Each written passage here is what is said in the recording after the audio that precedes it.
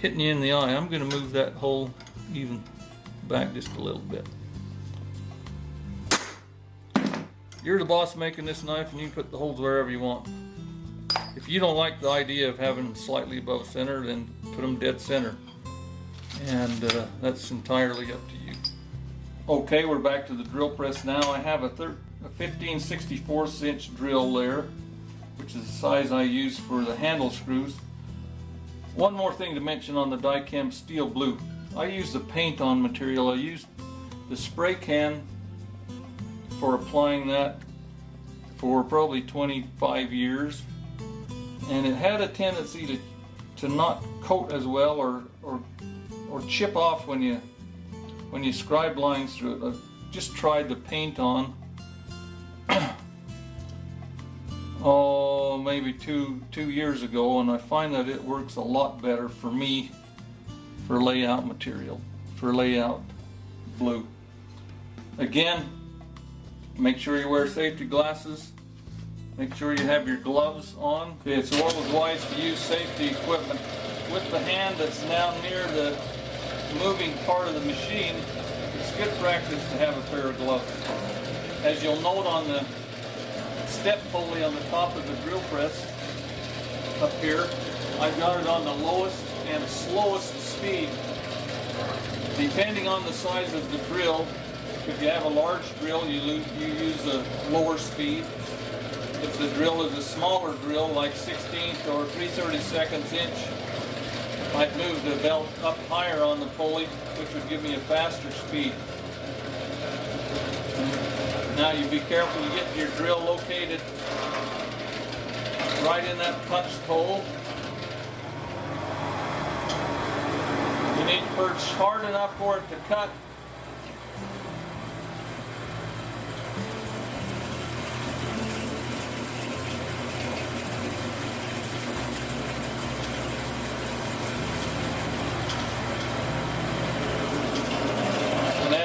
As you're exiting the other side, you need to ease up on the pressure.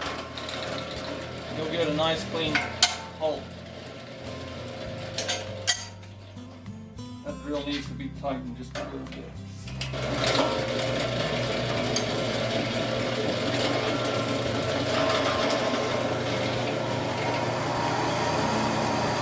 If you don't push hard enough on the drill, then it'll start to get hot. You can see the chips coming out of there have not turned blue. It's making a nice clean cut. I'm pushing hard enough for it to proceed through the steel, but not just rub or cause friction and get the drill and the material hot. You do that and it'll harden and mess up your drill. There's a 15/64 hole.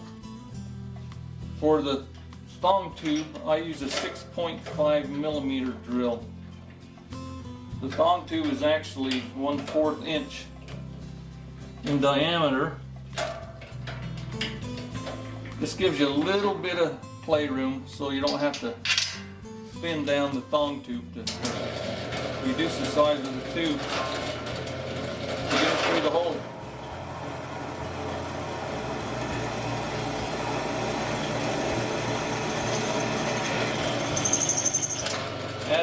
As the drill approaches the other side, once again, ease up on the pressure, and you'll see that the color, we start to get a little bit of color. That's because the material is very thin at that point, and it heats up pretty fast.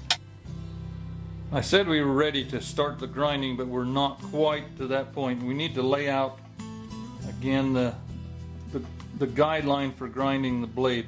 Again, on a double-edged blade, I like to put the grind slightly above the center. That way it will appear to be down the middle of the blade. Again, maybe 40-50 thousandths above the middle of the blade, which is going to be about right there. Now with this type of knife, the point is actually below the center, so we're going to make that scale sits about 1/8 of an inch above the point. What we want is this line to be parallel with this edge and this edge generally.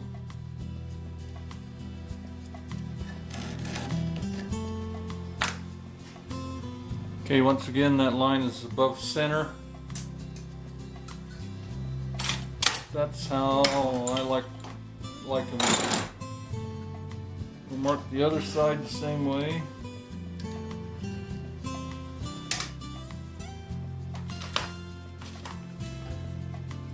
Clamp the scale in place.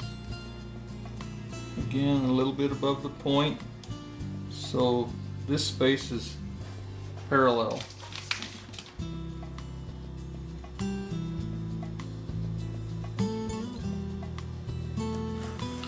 Now, don't worry about getting this within 2 or 3 thousandths of an inch. This is all very, very rough. It's just a general guideline to help you in the rough grinding. Okay, our next step is to grind a bevel at about 45 degrees from the corner or the edge of the piece of steel over to the guideline along the center of the blade. That just gives me a little bit of a guide before I start the actual hollow grind. We'll do this on an 8-inch wheel with anywhere from a 50 to a 60 grit grinding belt. You'll notice these serrations on this serrated wheel are at a ratio of 2 to 1. The lands are about 1/4 of an inch, and the valleys, or the low areas, are twice that width. That makes this belt quite aggressive, or this grinding wheel quite aggressive. As you see here, if we push in on the edge of this belt, it goes into that groove.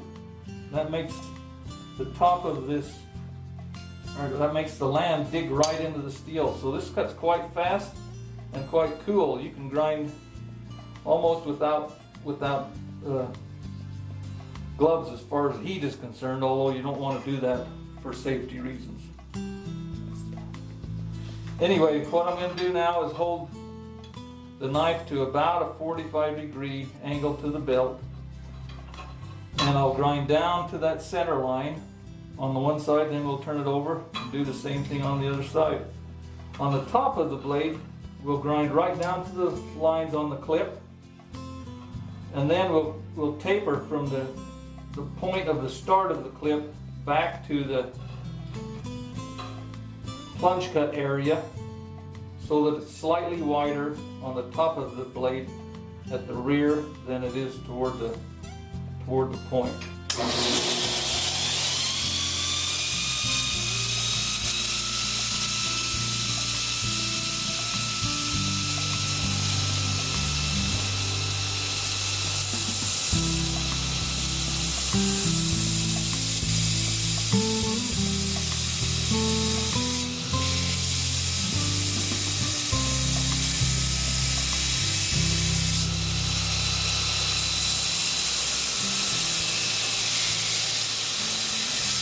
Again, just grind down to where you touch that guideline, and we'll turn it over and do the other side. Remembering to keep the edge of the belt slightly overlapping the edge of the wheel.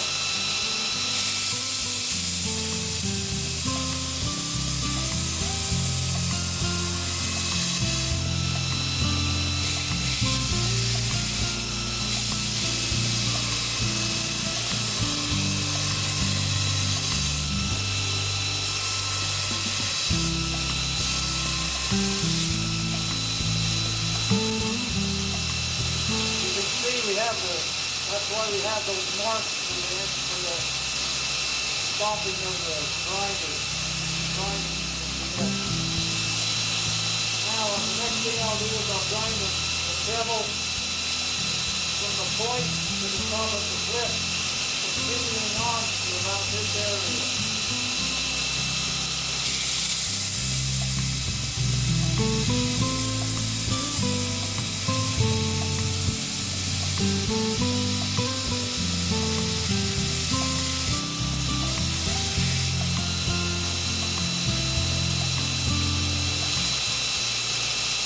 line is one straight line from here, so it just feathers right off the edge of the blade.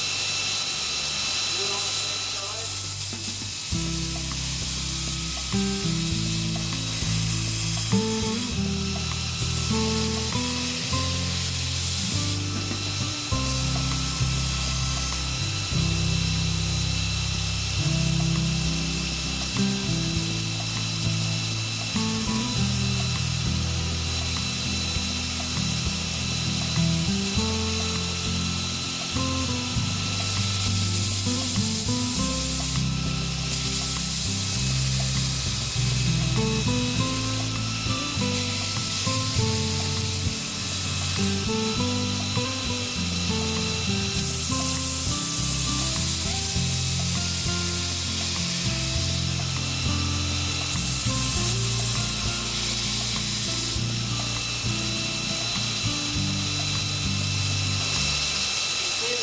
Slight taper in the back of the knife at the end where the plunge section is toward the point, toward the where the clip starts and then continues on down.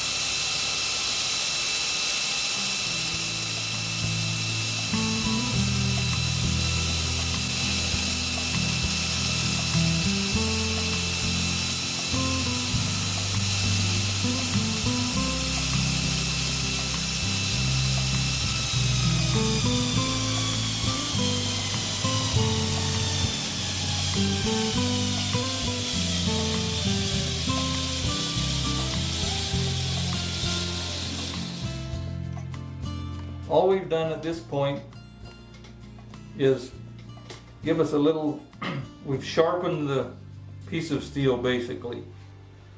We've ground from each side down to the guide line or the edge lines. And again, I like to taper it, and this is what I learned this in the Loveless shop. Instead of coming straight back along the top, we taper from the point where the clip begins and goes forward.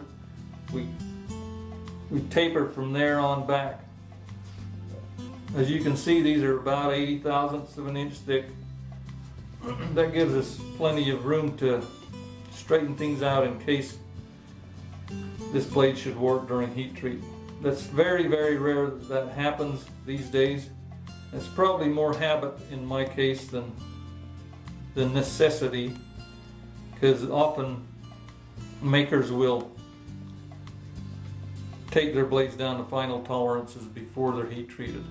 Most heat treaters, the ones that do knife blades a lot these days, can heat treat a blade and keep it as straight as you send it to him.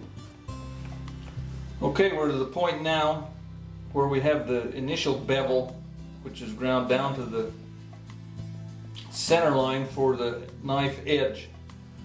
I like to, even though this knife will end up being ground with a 3-inch wheel, this size, I like to get rid of a lot of the meat or the material from the steel or the blank using this aggressive 8-inch wheel again. So we'll just continue what we've been doing. What we're going to do is move this line down closer to the center. Now we won't touch the center line because we want to leave a little bit to play with when we change wheels. But that's what we're going to do right now. Once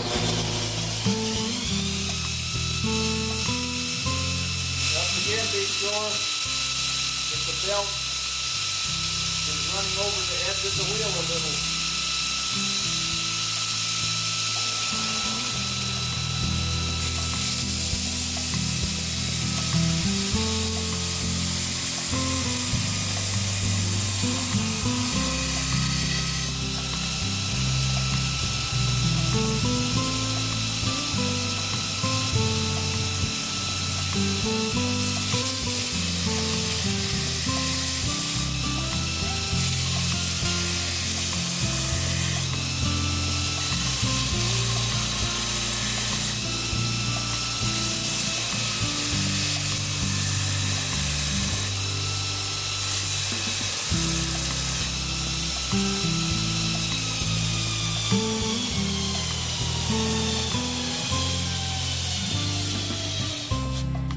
I can use this grind line as a guide down the center of the blade, and also the bevel that I made initially gives me a guideline to see where I'm approaching the edge also. So I've got two guides. I've got this line down the center, which is obvious, but also right here you can see the edge of the bevel. I want to get this center grind ground from approximately to the line down to the edge. That's how I'm looking.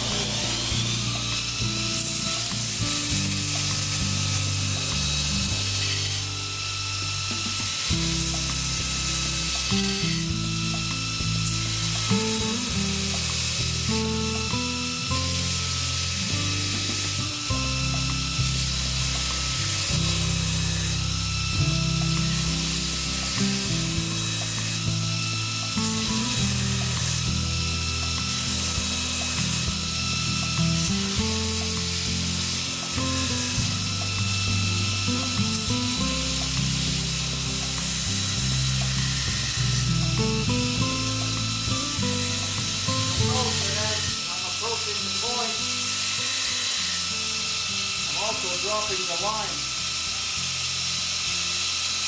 slightly. You don't just run straight out to the point. You have to leave a little extra meat there, or your point will disappear. As you can see at this point,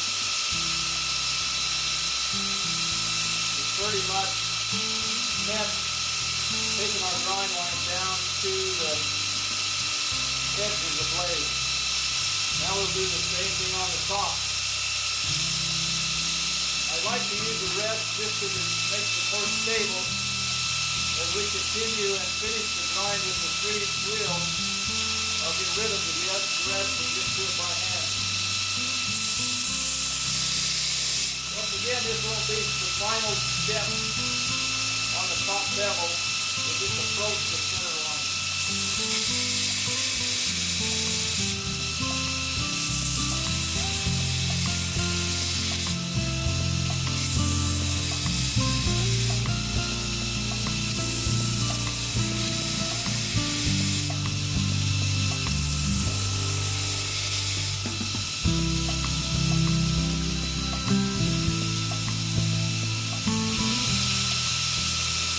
Also that we're starting to get a little bit of the slight S-curve here.